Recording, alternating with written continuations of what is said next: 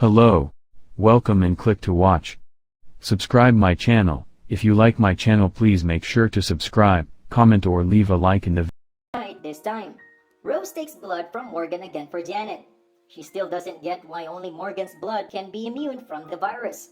Rose reveals that some lab rats show good recovery with the resistant blood from Morgan, but it only lasts for 5 minutes, which concerns Rose about the cure from Morgan's serum. They need to find the patient zero at all costs. Rose then confesses her love to Morgan. Still, Morgan is hung up on Janet and doesn't want to mess things up.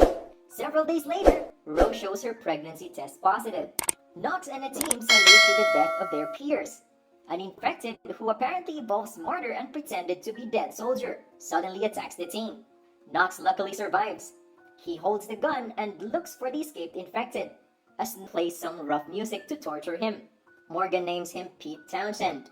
When Morgan questions the infected to reveal the original infected, the man only says he comes from Minnesota and was infected in October. He refuses to provide further information. Being pissed after the death of his very best friend, Morgan draws the gun and points straight to the man. A pack of infected breaks in the classroom from the ceiling and attacks all of them. The professor was bitten by a student on the way out. He then returned home and ripped out his wife's body. Morgan becomes furious, so he punches the professor in the face.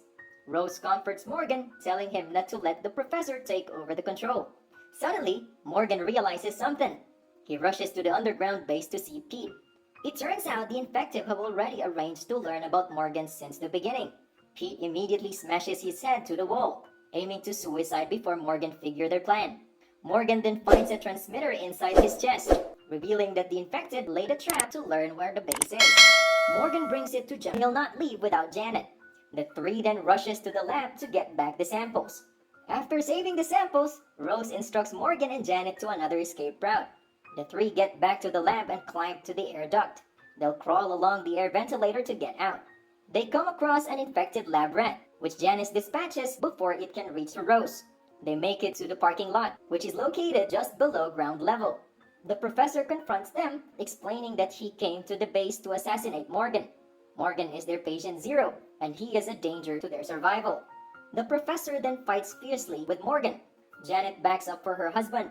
To save the two women, Morgan holds the professor to impale on a pipe. The professor then roars to call his packs joining. The trio quickly flee. Knox is about to get infected. Morgan storms in to rescue him.